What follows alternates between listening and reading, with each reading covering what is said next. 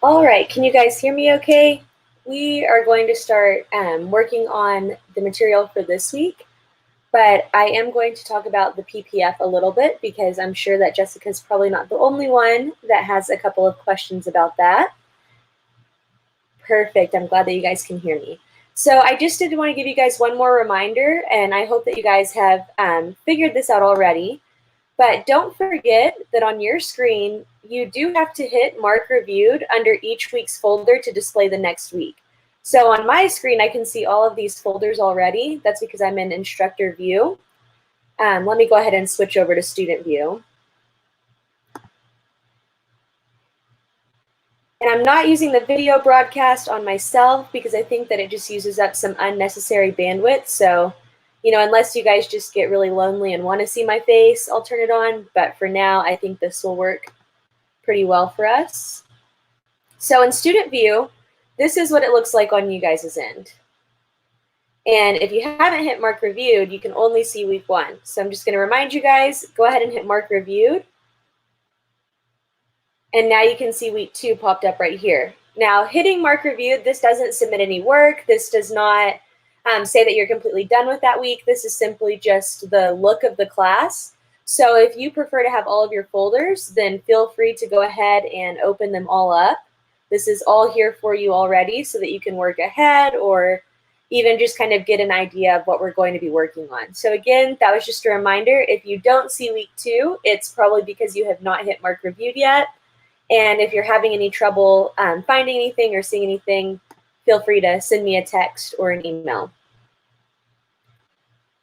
So before we go ahead and move into chapter 3, I wanted to talk about this production possibilities frontier just a little bit because I know that there's some information in the notes, but this is a pretty complicated chapter and it's something that is obviously better to cover in class, but since we don't have that luxury, we'll go ahead and talk about it here. So this is kind of just a basic PPF right here. We have the quantity of pizzas that we're able to produce over here on the y-axis, and we have the quantity of wings that we're able to produce over here on the x-axis. And you'll notice that if we use all of our resources to produce pizzas, we would produce no wings. And if we use all of our resources to produce wings, we're not able to produce any pizzas. So the idea with the PPF is just that we only have a certain number of resources or capabilities, and we have to kind of figure out the most efficient and best use of our resources.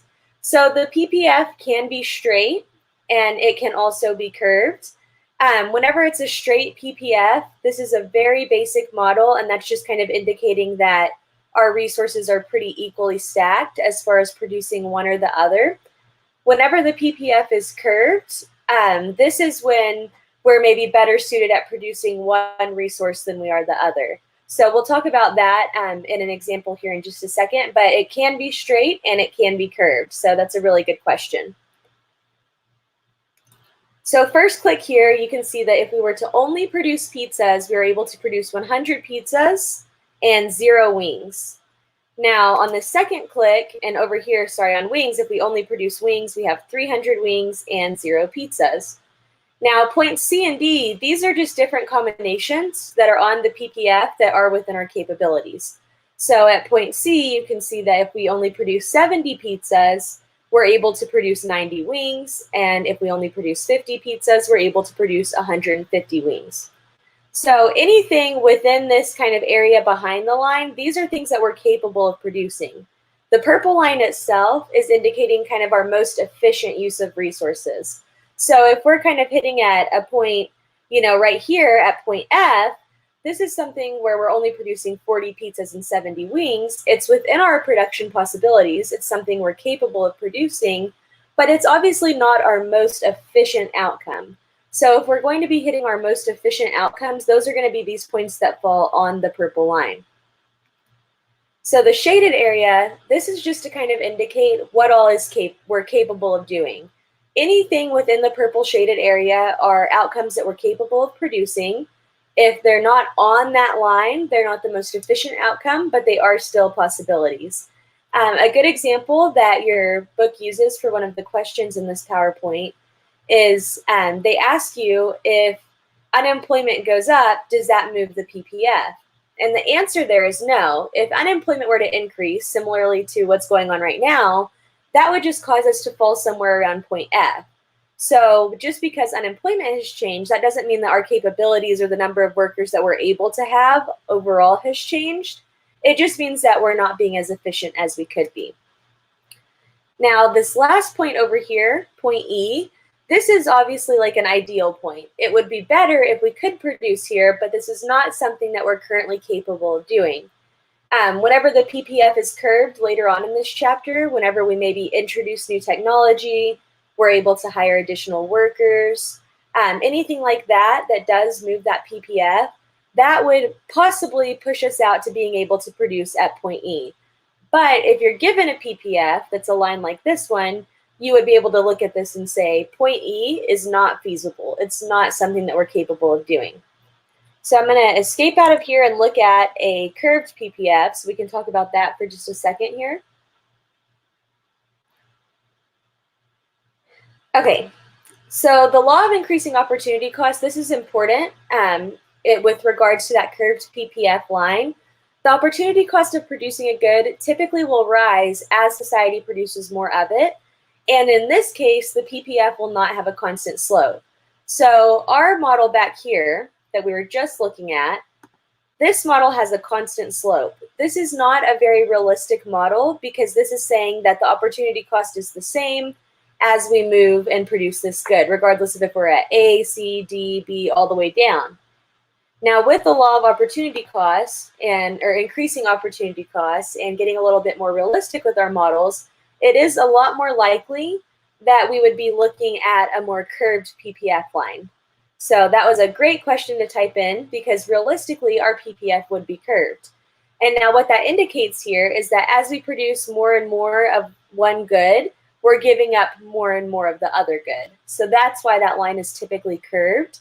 And you can see here they're calculating these opportunity costs for you. This is a great slide to use. I'm going to go ahead and make it a little bigger for you guys.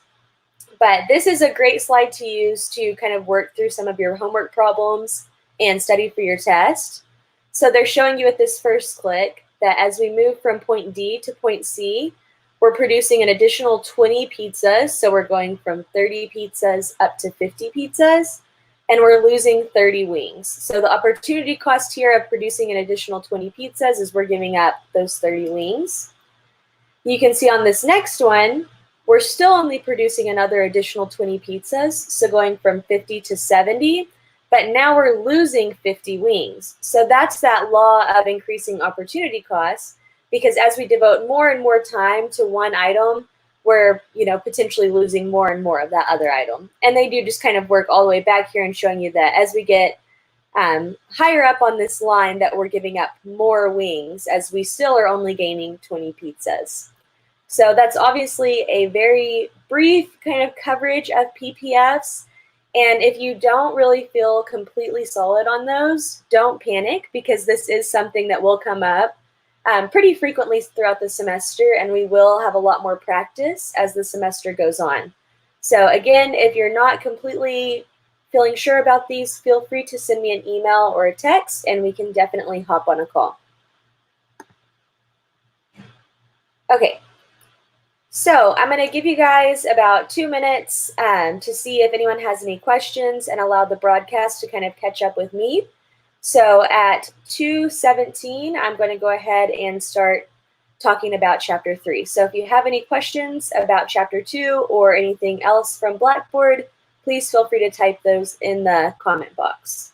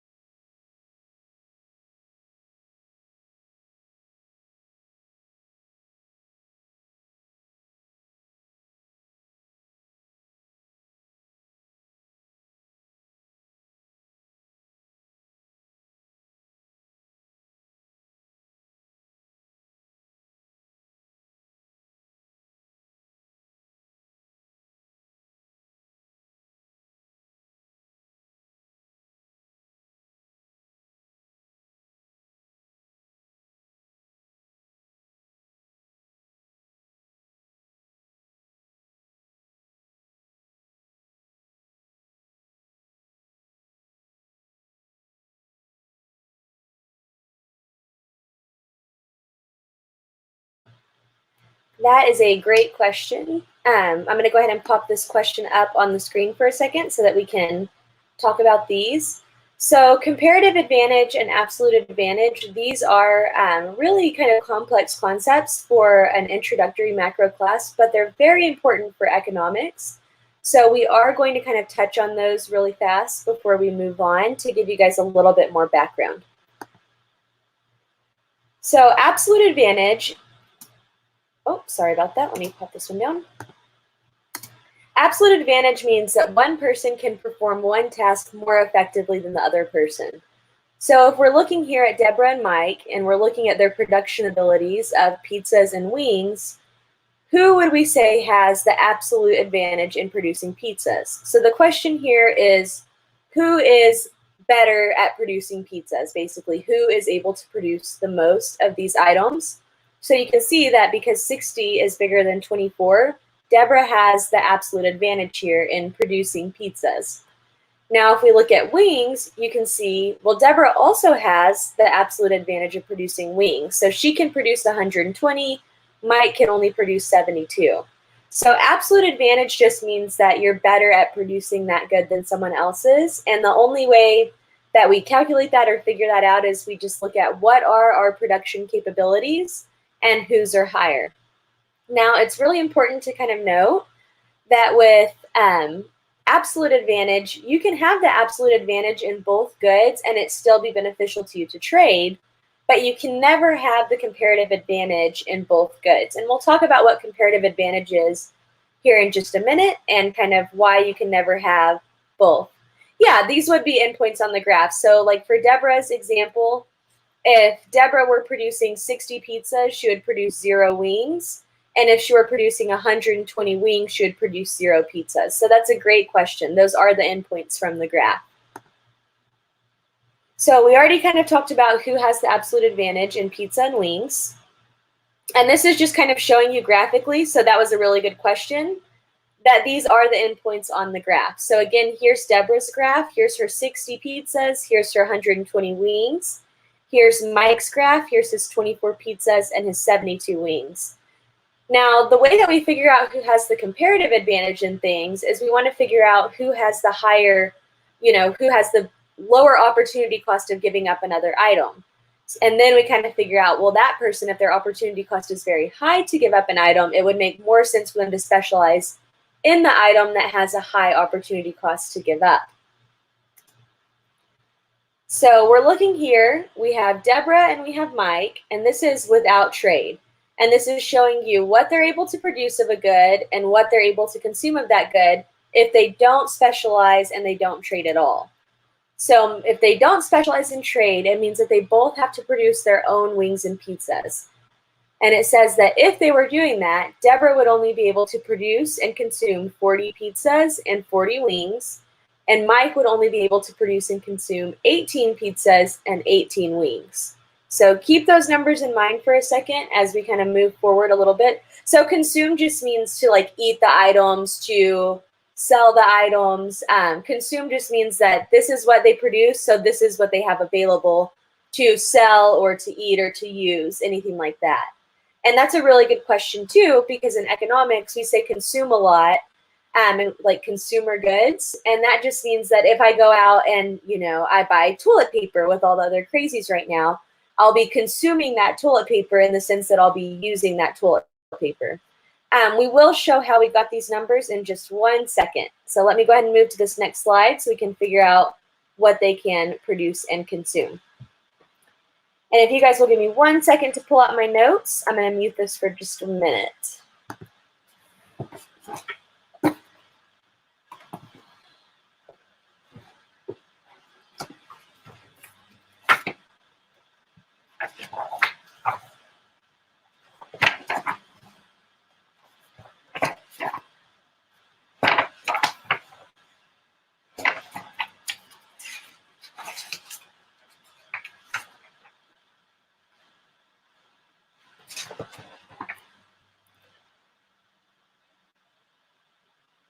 Okay, so let me go back a couple of slides here for just a second.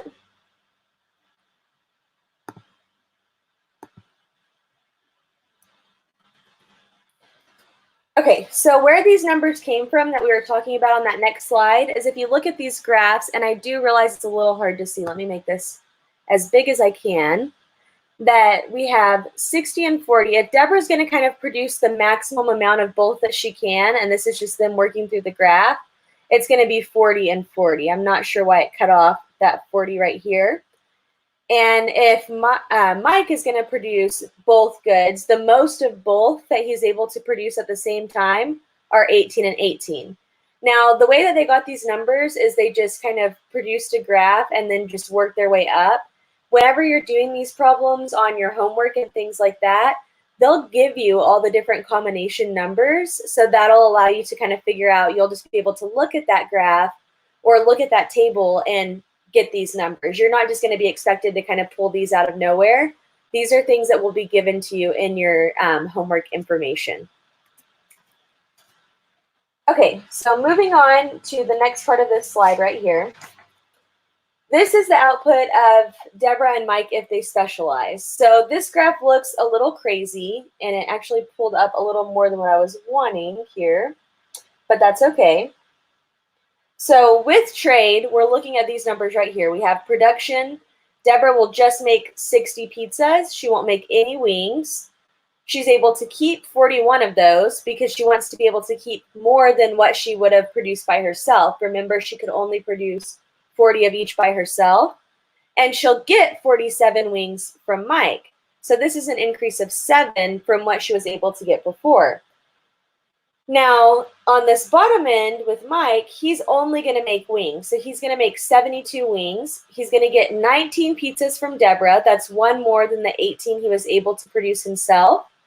And then he's going to be able to keep 25 wings, which is 7 more than what he had by himself. Let me just click through this one a little bit.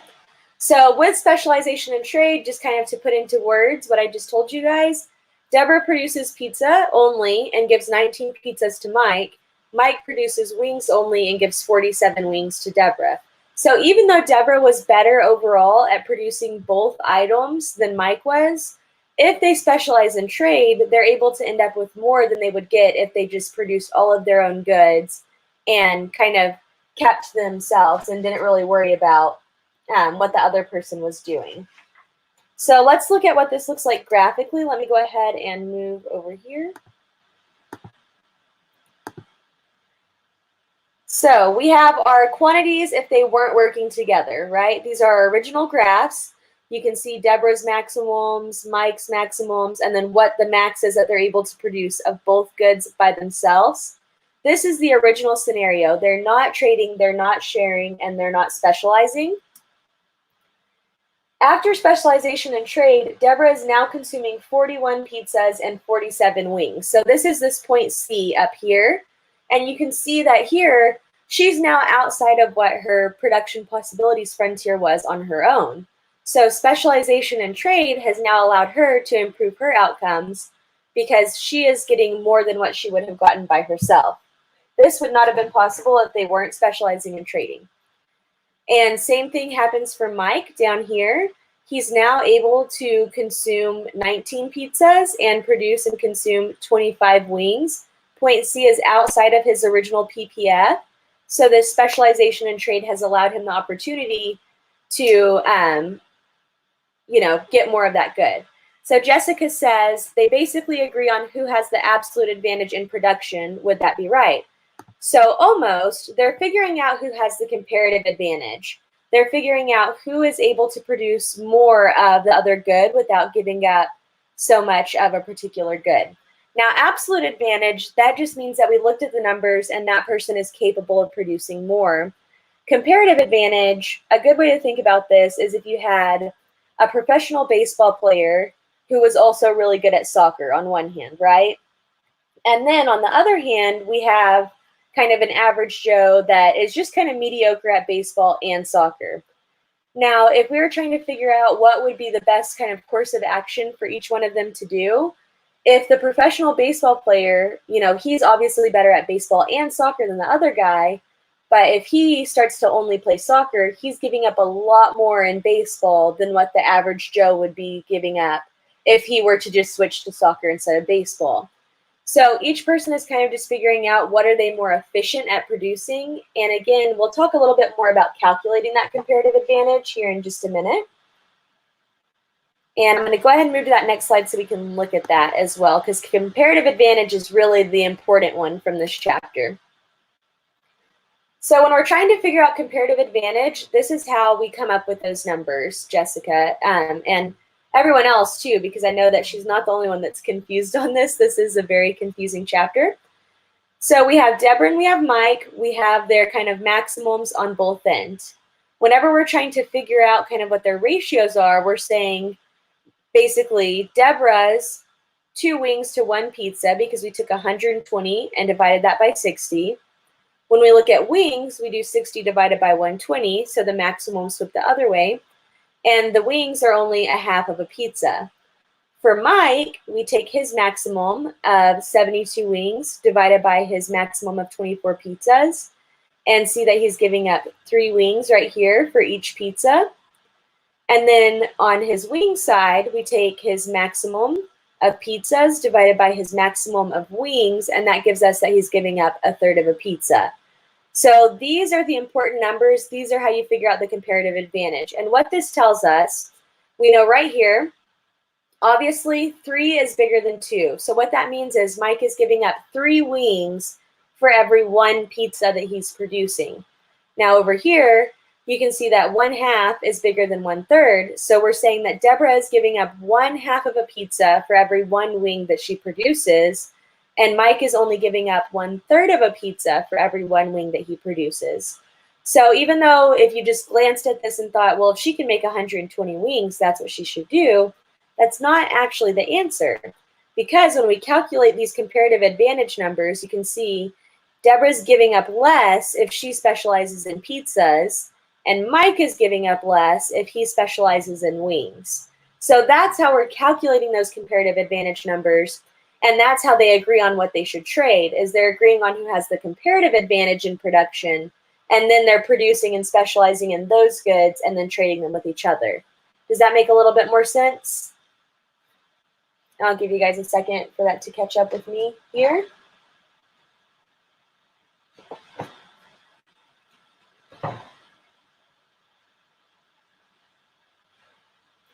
Very good. I see a yes from Jessica. So this slide right here is a great resource to kind of keep with you and just work through practicing calculating those comparative advantages.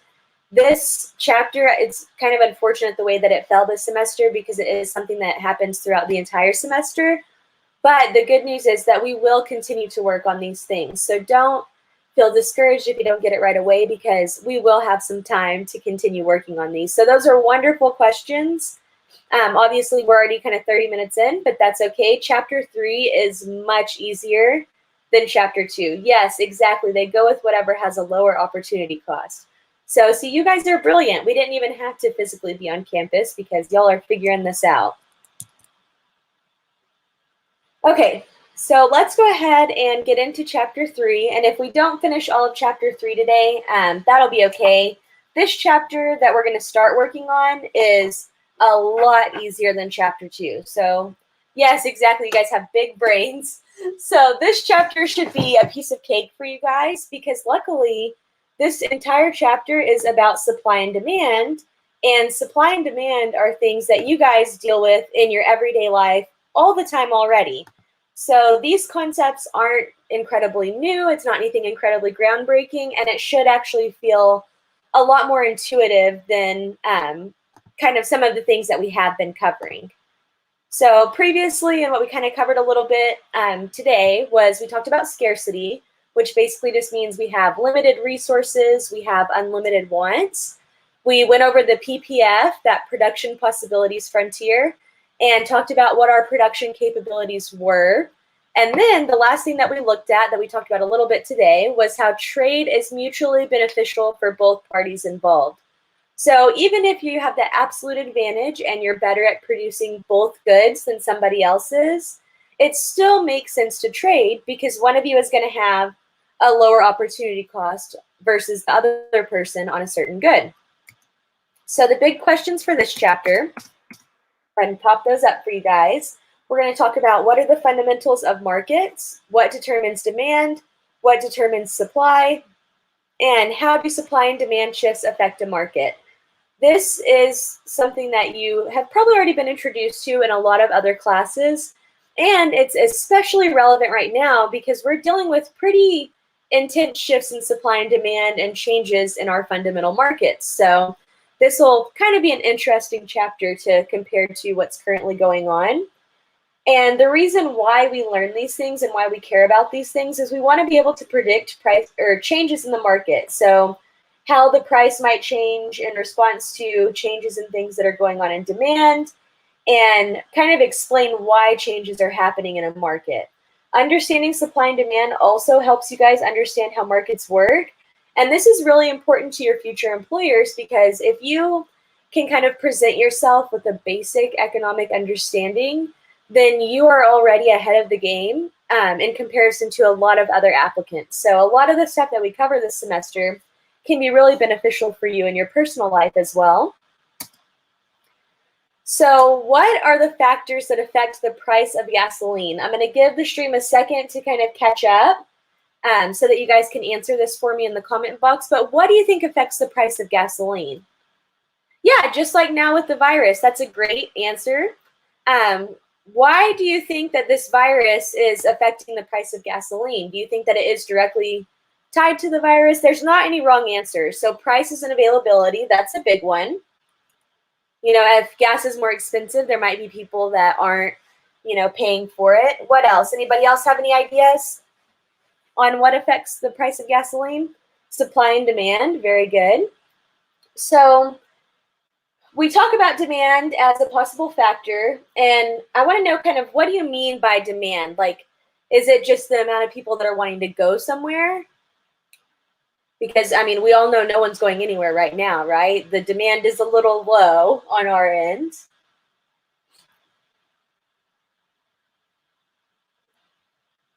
So what about excise taxes on gasoline? Have you guys ever really thought about the taxes that the suppliers of gasoline have to pay as a factor that affects those prices?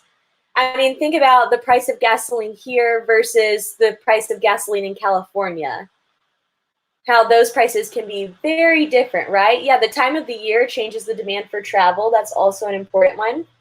But depending on, you know, where you live, the amount of taxation that's placed on gasoline can be a big factor as well. So there's a lot of things. Really, the important takeaway here is to just remember that it's not just, you know, demand side things like how many people are wanting to travel right now or how many people like the price, but it also can be supply side things. So like how much is it costing those companies to sell gasoline? Are they being taxed on that gasoline? Is there a current economic crisis going on because of a pandemic? You know, just any number of apparently normal things, right? So very good examples. Thank you guys. Let me click over here again. So the fundamentals of markets, I'm going to go ahead and pop this whole slide up so y'all can look at it while we talk about it. We have firms that supply goods or services, and we have consumers that purchase these goods that are supplied by firms. Basically, an exchange is happening. Prices are established in markets, and supply or demand factors can change the market price. Sorry, oh, hold on. I see a couple of comments coming in. So I'm going to give you guys a second to catch up here before we move on this slide. And again, oh, I see what you're saying. I'm popping comments up. Gotcha. That's my fault. Sorry, I'm not good at being a YouTuber just yet. I'm trying to get better. Okay, thank you. And again, there is a little bit of a delay on my side. So sometimes when you guys see things, I'm about 10 seconds ahead of you guys in the future. So thank you for letting me know, and definitely feel free to pop in if something like that happens. And gosh, don't we feel bad for the people that watch these later that just have to hear me rambling without any of your comments for context. So back to the slide.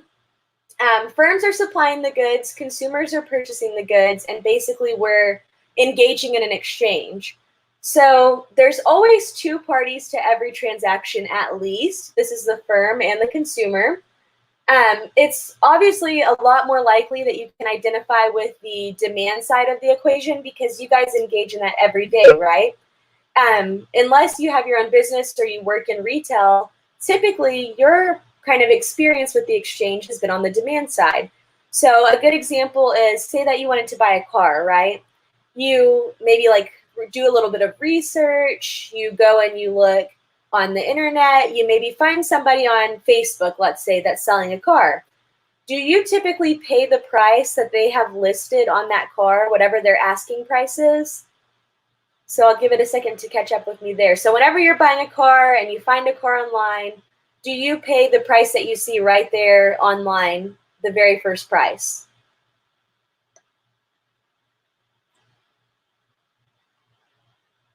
Okay, so I see a couple of no's coming in. Why do we not pay that price? What happens that changes that price?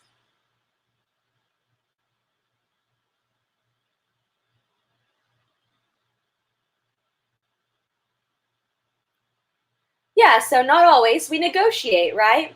They have a price set as the firm or the supplier. We have a price in mind as a consumer. And so we kind of meet with them. We negotiate. Taxes and fees can be added. The quality of the vehicle when you see it. These are all great examples. So we go in with a price in our mind. We negotiate. And then we kind of settle on that final price and the car is purchased. This is a great example of how we talked about how markets aren't always physical meeting places. It can be negotiations that happen over the internet. But remember, we have to always try to think about these things from the supply side, so the firm side, and also the consumer side. So that's a kind of a part where people get a little bit tripped up here. Yeah, so it also can depend on how badly the person wants to sell it or wants to buy it. Yeah, a lot of good experience, right? This is stuff that you guys are doing all the time. So hopefully you negotiate a little on your car deal as well. So again, remembering that gasoline example, we always want to kind of look at the supply side and the demand side. So it's talking about how it really depends on how badly the person wants to sell it and how badly the person wants to buy it. Great observations. You guys are doing wonderful. So a market, this is a place where buyers and sellers meet, and it doesn't have to be a physical place. We talked about this a little bit already. This can be an actual market. It can be eBay. It can be Facebook. It can be Craigslist, a little cart on the street. Markets are not necessarily always physical places. This is just a place where sellers and buyers can find each other. So a couple of examples: stores, flea markets or yard sales, Amazon, other online stores, bidding websites, classified ads, newspapers, Craigslist, and even the placement office at your college, right? These are all markets because these are all places where buyers can be connected with sellers. So that's kind of the distinction they want to make here.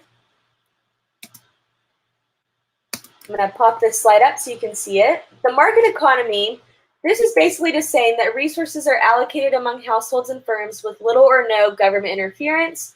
Producers and consumers are motivated by self-interest.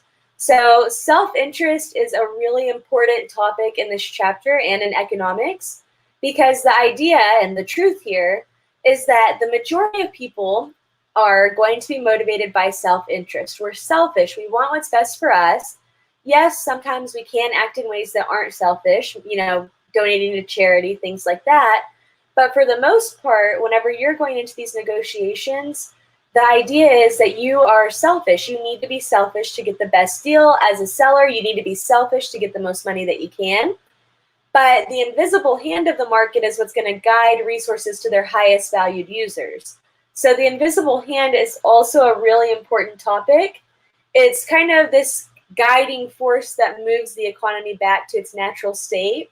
And the idea here in a market economy is that we typically won't need a lot of government intervention, because naturally this invisible hand, or just, supply and demand, consumers and producers, it's going to guide people to what they want to buy and kind of get things back to normal without a lot of intervention. Yeah, fighting interest with interest is sometimes an idea. But here, this is just kind of talking about how, let's say that I produce a particular product and I'm able to charge a lot for it. A lot of other producers will see me producing that product and start to produce the same product, and then therefore I'll have to lower my prices eventually because now I have competition. So this is just an example of kind of the natural changes in the market. Adam Smith, he kind of quoted something that really exemplifies the points on our slide. So what he said was, it's not from the benevolence of the butcher, the brewer, or the baker that we expect our dinner, but from their regard to their own interest. So benevolence is just kindness, and he was basically saying that, you know, the butcher, the brewer, and the baker, they don't just produce these things because they just care about us and they want us to have food and things like that. They do it because they have regard for their own interests. They know that they can make money by selling these things and producing these things, so that's why they do it. And basically all the things that we do with relation to economics are typically going to be very self-motivated. So a competitive market, there's a couple of characteristics that are important here. In order to be considered a competitive market, the market has to have many buyers and sellers. The goods that are sold by each vendor have to be kind of similar, and no one buyer or seller is going to have any influence over the price. So the text gives a fish market as an example of a competitive market, but we could also use the market for green apples. When you go to the store and you're looking for green apples, there's not like a specific producer that probably comes to mind that you're like, this is the brand of green apples that I care about. And you wouldn't really be able to recognize those if they were in a field of all other green apples, right? Because there's a lot of different people that sell those. And as long as the quality's good, we don't really care so much about, you know, who the particular seller is. And because of that, and because one green apple is pretty much the same as the next, one farmer can't really control the price. He's going to have to take the price that the market is given. So if everyone is selling apples for, you know, 80 cents an apple, he has to kind of conform to that, because if he sells his apples for $1, people aren't going to buy them.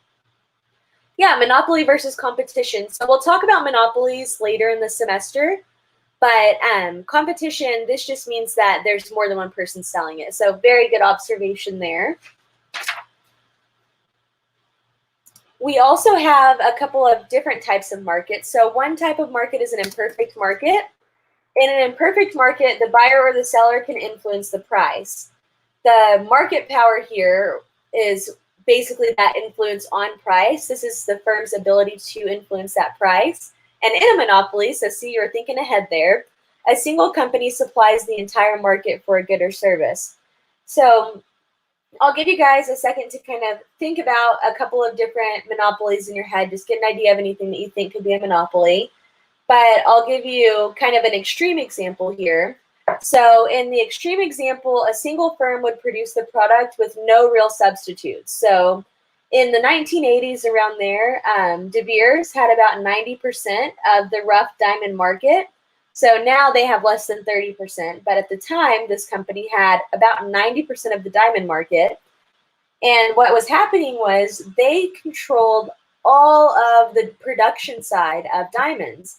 And what that meant was they had a really big hand in kind of setting what the prices were going to be and influencing that price, not based on demand and what customers wanted or demand of what, you know, the diamond refiners and producers wanted, but because they had so much market control, they were able to set those prices.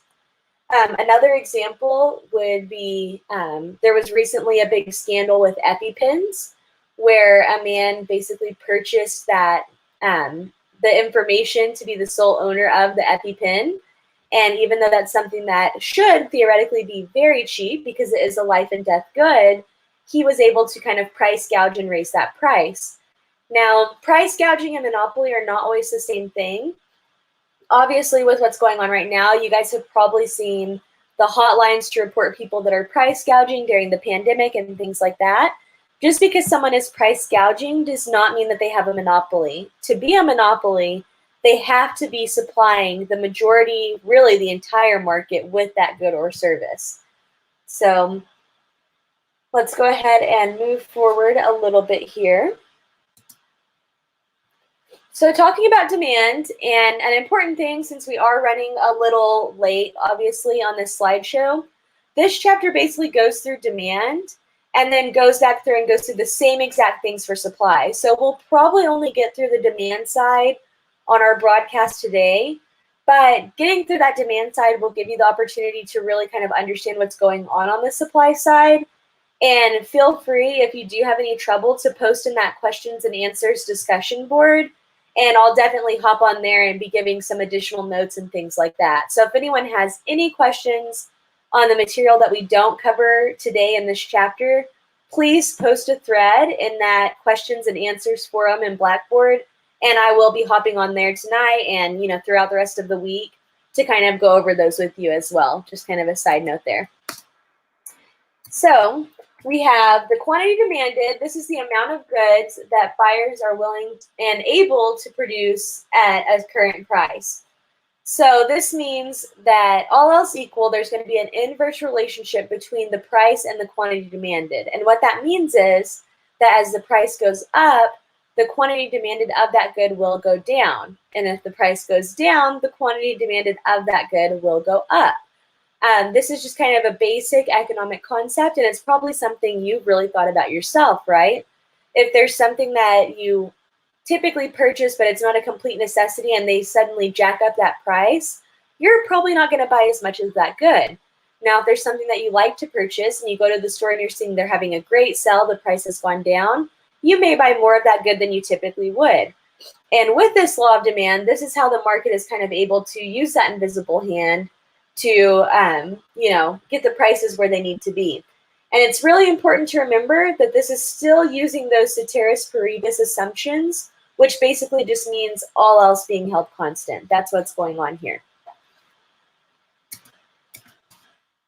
So the demand schedule, this is just a table that shows all the different, demand levels at different prices. And the demand curve is just showing this graphically. We're going to look at both of these things, and supply is the exact same way. You'll have a supply schedule and a supply curve. So this is what a demand schedule looks like. And the example they're using here is salmon. And they're saying that over here, as the price of salmon is higher, the demand is going to go all the way down to 0. As that price decreases, the demand is going to go up. So higher price, lower quantity demanded, lower price, higher quantity demanded. Now, this is not going to be the same for every single person. Obviously, we all have different preferences. Maybe you hate salmon. Maybe you're allergic to it. Maybe it's your absolute favorite food. And that's going to kind of affect what price you're willing to pay. So for example, I like to eat salmon. It's a food that I don't mind eating. So maybe I would be willing to pay a little bit higher of a price for that. If you hate salmon, it wouldn't even matter if it was free, right? You still wouldn't buy it. So we have to have some kind of way to aggregate or average that information. And we'll talk about what that way is here in just a second. The demand curve, this is just taking that information from this slide right here and plotting it onto a graph. So we have our quantity of pounds that we're going to demand per month and the price per pound. You can see at the higher price, nobody wants it. As that price goes down, more and more people are starting to want that salmon. So they're just taking the information from that table and placing it onto a graph. So market demand, this is how we kind of aggregate or average the total demand at each price point. This is going to be the horizontal sum of all individual quantities demanded by each buyer at each price. So that sounds a little bit complicated, but it's actually very easy. And this is what that looks like. We have Ryan and we have Melissa, and then we're adding their demand at each price to get the market demand. And I'm going to go ahead and just pop those up so you can see them right there. But seeing this, we have $20. Ryan doesn't want any. Melissa doesn't want any. The market demand is now 0. At $17.50, Ryan wants 1. Melissa wants 0. Market demand is 1. $15. Ryan wants 2. Melissa wants 1. Market demand is 3. And they're just working horizontally down this graph and adding up all the different kind of collected data sets that we have to get that market demand level. Now, typically we would talk about, if I were to be selling you guys candy bars if we were in class, and what would you be willing to pay for a candy bar? And kind of being a little bit more interactive with this, but since we obviously don't have that face-to-face luxury, this is kind of the best that we have. But this chapter, the math and the calculations, it's very simple and it's brilliant. So this should be a chapter that feels like a bit of a deep breath after working on chapter 2. The change in the quantity demanded, this is going to be a movement along that curve. So on that line, a change in demand is going to be a shift of the entire line. So this means the entire demand curve will shift to the right or the left. Now, changes in the quantity demanded, these are only changes that come because of a change in the price of the good. So if the price changes, you know that's always going to be a change in the quantity demanded. A change in demand, this is a shift in the demand curve. This is caused by any non-price factors. So anything other than price that changes, this is going to cause the curve itself to jump either to the right or to the left. Whereas changes in the price of the good, changes in quantity demanded, this is just going to cause movement along that particular line. Just to give you a couple of ideas here, we'll work through a couple of examples to show you. So here's the practice what you know. And what's happening here is we're saying the price of Oreos falls. So if the price of Oreos falls, is this a change in the quantity demanded or a change in demand? Only price is changing.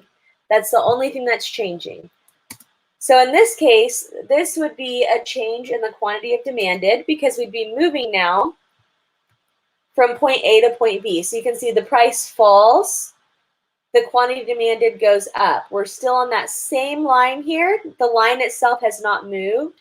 So that is how we'll know that what's happening here is a change in the quantity demanded only. We're having movement along the line, not movement of the curve itself. On this practice what you know, the event is the price of movie tickets increases. So again, the only thing changing here is the price of the ticket. As that price increases, you can see we're still on the same line, and the quantity demanded is going to decrease. So this is just a change in the quantity demanded because the only thing that's changing here is the price itself.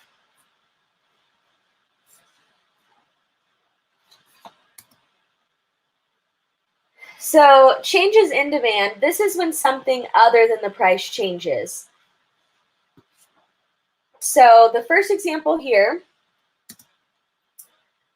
the demand for cantaloupes is downward sloping. All of these demand curves are always going to be downward sloping because of the law of demand. So there's always going to be an inverse relationship between price and quantity demanded. You can see as the price goes up, quantity demanded is going to be going down. That's what's happening here. At a price of $5, 6 people want to go and buy a cantaloupe. So when cantaloupes are $6 or $5, 6 people want them. Now what's happening in this particular example is we're saying there's a decrease in demand. And this decrease in demand in this example, we're saying that a health warning came out and it caused buyers to want fewer cantaloupes. So they're saying now, all of a sudden you see a news article that becomes very popular that's saying cantaloupes are bad for you. The price hasn't changed at all, but demand itself will change. So you can see here, this is a shift of the curve. This is our original curve. This is our new curve, and that's because there was a decrease in demand. And that shift occurred because of that health warning that caused buyers to demand fewer cantaloupes. Now, this can be, the same can happen for a shift to the right. In this case, they're saying there was an increase in demand because a medical study reported that eating cantaloupes made you healthier and it made people want to buy more cantaloupes. Now you can see the price never changed, but here's our original demand curve. Here's how it jumps when there's a decrease in demand, and here's how it jumps when there's an increase. Yes, romaine lettuce, that is a wonderful example. So anytime that we get, all these notices coming out about people getting sick from eating romaine lettuce, the demand is going to significantly jump to the left here. Now, if we look at kind of what's going on currently, and we talked about, you may have seen the article saying that maybe you shouldn't take ibuprofen because it could increase your chances of having a really bad time if you got sick. The demand for ibuprofen probably jumped to the left, just like this. The price of ibuprofen hasn't changed, but people's demand for it has decreased. Now, on the other hand, they're now saying, that Tylenol is good to take, that's going to be like the safer bet. The demand for Tylenol probably jumped over here to the right, even though the price of Tylenol, has not changed. So that's a good way to think about these changes here is think to yourself, is it a price change or is it something else that's changing? And then you can figure out, are we just going to move, along this curve, which is what we do if the price had changed, or is the entire curve going to jump to the right or jump to the left? So wonderful. Now, some factors that can shift demand, changes in income. So we have normal goods and we have inferior goods. Normal goods are goods that we buy more of when we get more money. So most goods are normal goods. When, for example, our income rises, we want to get more of most things. What is a normal good and an inferior good for one person? This isn't always going to be the same for another person. So let's see, hold on. I have a question that popped up here that I'm going to look at. What about chocolate milk? It was actually medicine before it went to the market. So I actually do not know anything about that. If you do happen to know more about that and you want to type it in the box, definitely happy to talk about it because that sounds really interesting. But I have actually never heard anything about that, so I'm not going to lie to you there. And while you're typing that, I'm going to go ahead and keep talking about these normal and inferior goods. So inferior goods, these are goods that we buy less of when we get more income. They're goods that we're only buying because they're cheap.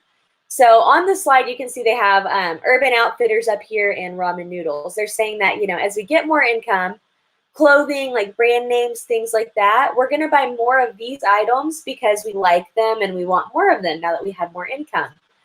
Now, inferior goods, things like ramen noodles, the idea here is that as, I get more and more income, that maybe I would invest my money in going out to eat or, buying higher quality of foods. So normal goods would be things like steak, housing, laptops, TVs, sit-down restaurant meals, name brand clothing, anything of that nature. Whereas inferior goods would be things like Spam, ramen, mac and cheese, store brand goods or generics, secondhand goods, things like that. And again, what is a normal good versus an inferior good to one person isn't always going to be the same, to everyone else, because maybe you just like ramen. It's something that you enjoy eating, and you're not just buying it because that's what you have the money for. Another thing that can shift demand would be the price of related goods. So we have complements and we have substitutes. Complements are two goods that we want to use together, and substitutes are goods that we can use one instead of the other. Now, clearly, these textbook authors are not from around here because the example they give for complements are Red Vines and Mr. Pibb, which we all know, any self-respecting Texan does not like Red Vines and Mr. Pibb. That is just sacrilegious. Okay, so I see we have a comment popped up here. Chocolate milk is a good relaxant. It helped when people got too stressed, and imagine what happened when it became publicly available as a good rather than a med. Oh, I'm sure that people probably went nuts when they realized that they could get something that was considered to be a good relaxant.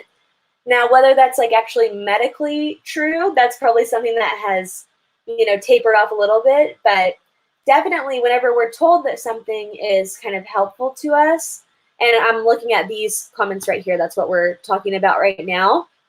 But whenever we're told that something's helpful for us or that it will make things better, we definitely gravitate and shift that curve and increase demand. So wonderful example there. Some more examples of complements that they give us here. So complements, we have things like biscuits and gravy, milk and cereal, printers and toner, and peanut butter and jelly. So the price of a related good, that's like saying that if, the price of biscuits suddenly goes up, the demand for gravy might go down because if less people are buying biscuits, less people will buy gravy. Same thing with milk and cereal. So if most people typically will buy milk and cereal. If the price of milk suddenly jumped to $20 a gallon, probably less people are going to buy cereal. There's going to be a decrease in demand for cereal, and so on all the way down the list. Now, substitutes, this means that we can buy one good in place of another good. So the examples they give here, Coke and Pepsi, Snickers and Milky Way, butter and margarine, and Pizza Hut and Domino's. So I know some people will not agree that you could substitute one of these for the other, but this is just saying that, say, the price of Coke suddenly increased exponentially, people might just buy Pepsi instead. That could cause an increase in demand for Pepsi, even though nothing has changed price-wise for Pepsi. It's just the price of Coke went up. Same thing if Pizza Hut were to suddenly double their prices. A lot more people would probably buy Domino's pizza. So the Domino's demand would have a shift in that demand curve, a jump to the right, because now suddenly more people want that good. Oh, sorry, didn't mean to pop that one up again. Okay, so the price of related goods, this is just kind of showing you graphically what that looks like. And we have peanut butter and we have jelly. So peanut butter is having movement along the demand curve because the price of peanut butter is increasing from $3 to $4. So you can see here, the quantity demanded is going to decrease because that price increased. Jelly, on the other hand, because it is a complement, is having a shift in demand. What that means is the price of jelly has not changed at all, but the demand for jelly is going to drop, and there's going to be a jump here because the price of that complementary good went up. Another thing that can affect cause a shift in demand is going to be changes in taste and preferences. So goods can become more fashionable or go out of style, and goods can come in and out of season. A wonderful example of this, depending on how old you guys are, is the brand Champion. Now, not even that long ago, really, maybe even like 10 years, I would say, Champion was primarily a Walmart brand. It was considered a cheap brand or like embarrassing to wear Champion because it was a cheaper brand.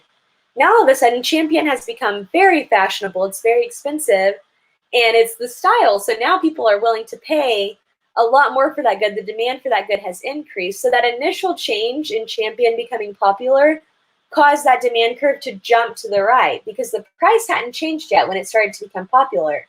Now, later on, once that demand jumped to the right, the price did, in fact, go up. It's very expensive now. And that's because the producers recognized that people were now willing to pay more for their good. A couple of other things that can shift demand. We have price expectations, the number of buyers, and taxes. So expectations are huge in economics. Our consumption today is going to depend on what we think the price will be tomorrow. So think, current times. When you started to see the price of gasoline go down, go down, go down, a lot of people will go out and they'll fill up their car. Maybe even if your gas tank wasn't completely empty, because when the price first starts to go down, you think, oh, well, this might increase in a couple days. So you might go and do something today based on what you think is going to happen tomorrow. Another good example is if you start to kind of hear that the price might be increasing or the demand's going to go up for a certain good, you might go out and buy that good today because you think it might get more expensive later on down the road as well. Another thing that may shift demand is the number of buyers. So more individual buyers means more market demand. This is kind of what's happened. Yes, thanks. You're welcome for the reminder. This is kind of what's happened with things like cleaning supplies and toilet paper and, in some cases, meat and butter and all these things that people are kind of going crazy and hoarding. The number of buyers has suddenly really increased because, people that don't typically grocery shop, they eat out a lot. Things are a little crazy right now, so they're trying to kind of stock up as well. Taxes can also shift demand because these excise taxes are going to raise the cost to consumers. And what that means is if the producers are being charged a tax, like on fuel, they're going to pass some of that tax burden on to the consumer, and that's going to also shift the demand. So practice what you know here that I'm going to walk you guys through real quick. What's happening here is the price of the Burger King Whopper falls. So if the price of the Burger King Whopper falls, and we're looking at Big Mac, so this is McDonald's that we're looking at, they're going to have a shift in their demand curve. And the reason being, the demand for Big Macs at McDonald's is going to go down because people believe that the Burger King Whopper is a substitute. And if the Burger King Whopper is cheaper than the McDonald's Big Mac, they'll go to Burger King instead.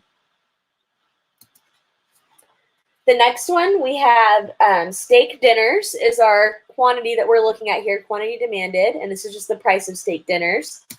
The event is that you get a pay raise at your job.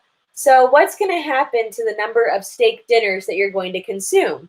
Well, the demand is going to jump to the right because you may have a new increase in demand for steak dinners because you're just big balling, you're making a lot more money, and now you're able to afford more than what you were before you got that raise.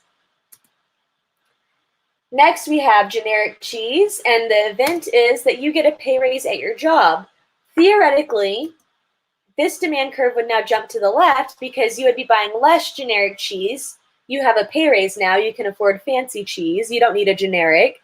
So the demand curve for this generic cheese is going to have a jump all the way over to the left.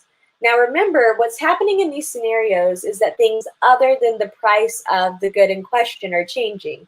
So anytime that there is a change that is anything other than price, this is going to be a shift in demand rather than just a change in the quantity demanded. So very important to keep that in mind. Another example here, the price of your favorite beverage falls. They're saying that demand for pizza would jump over to the right because now that our favorite beverage is cheaper, we can suddenly afford more pizza. These are considered complementary goods, you know, soda and pizza, things like that. Next, we're looking at oranges, and they're saying doctors discover that oranges cure baldness. They're saying that the demand for oranges would go way up because if we think that oranges will make us less bald, we're going to buy oranges. No offense if I have any baldies out there. We love the baldies. So the following three questions that we're going to look at are all considering the market for Pepsi.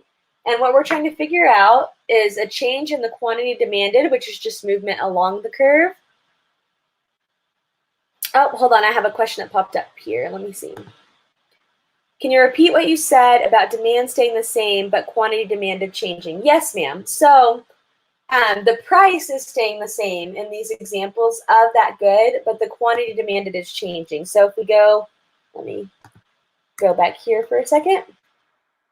So you can see here the price of oranges has not changed at all. It's just the demand for oranges has increased. So that's why the curve jumps here. Something other than price was changing because doctors told us that oranges would make us less bald. So that's why all of a sudden people are buying more. It's not because oranges got cheaper. It's because we were told something that made us want to buy oranges.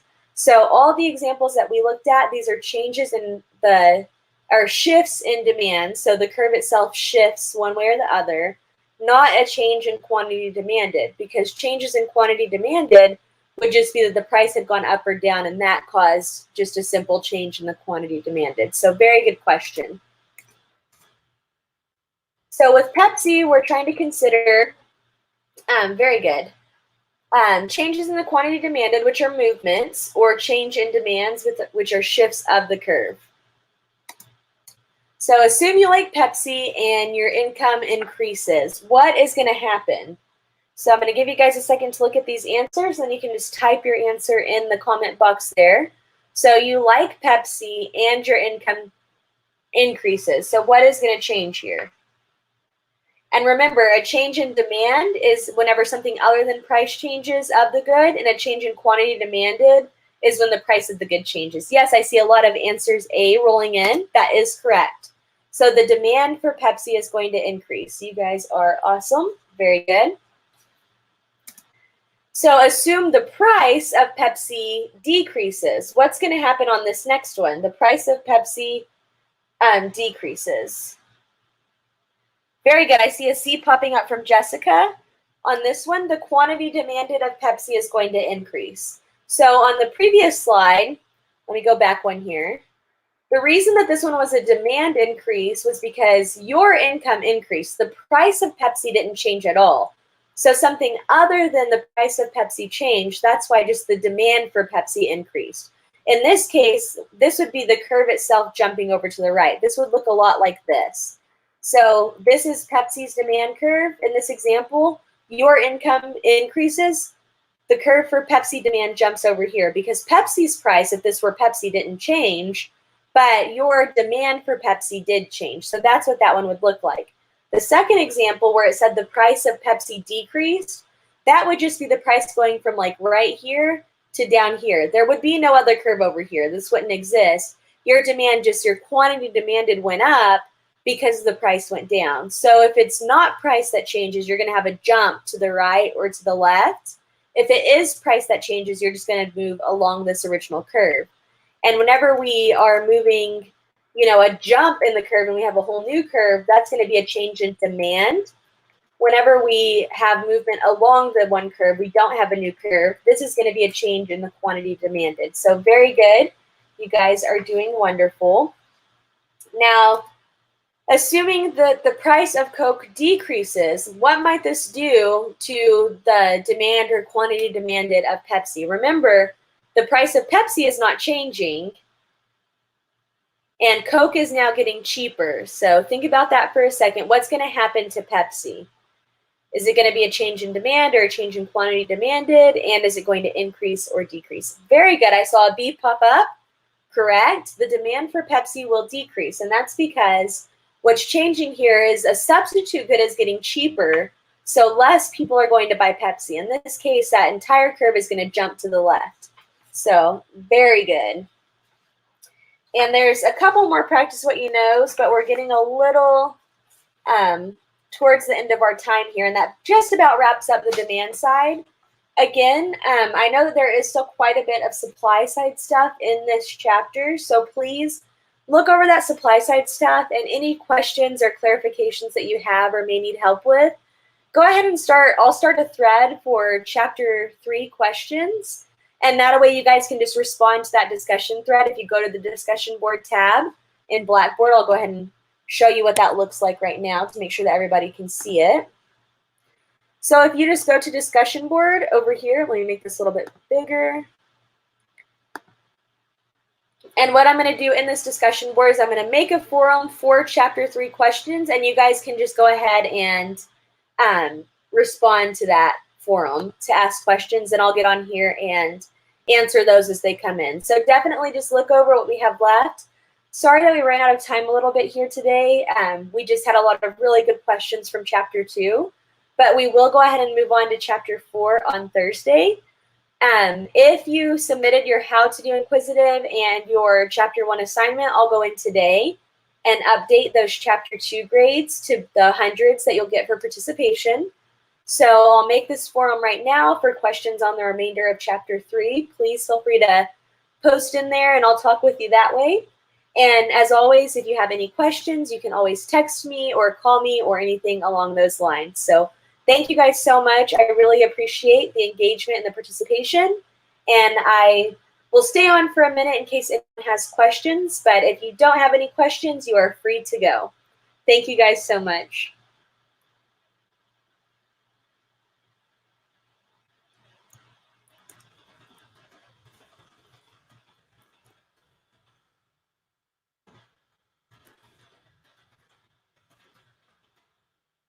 Oh, good. I'm glad that you liked those slides with the extensive notes.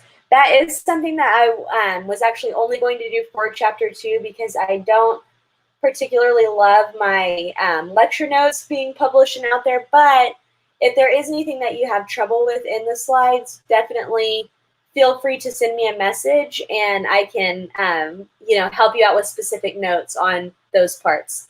And thank you guys. I really appreciate you taking the time to be here. I know that this is not what you signed up for, but it's what we're getting. So thank you again so much. Really appreciate that.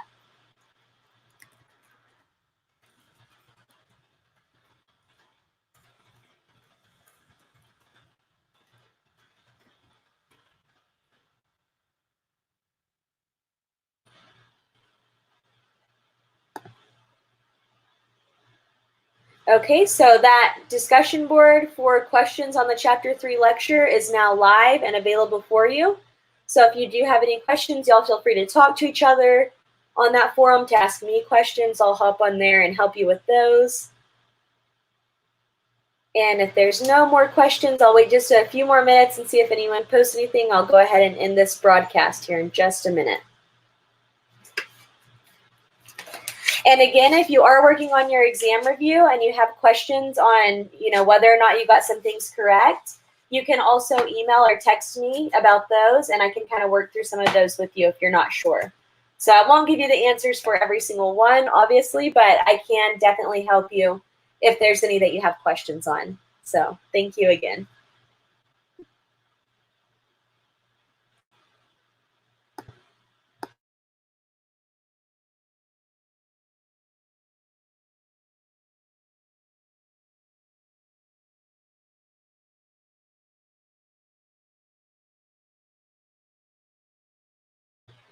Okay, I don't see any more questions going in, so I'm going to go ahead and end this broadcast.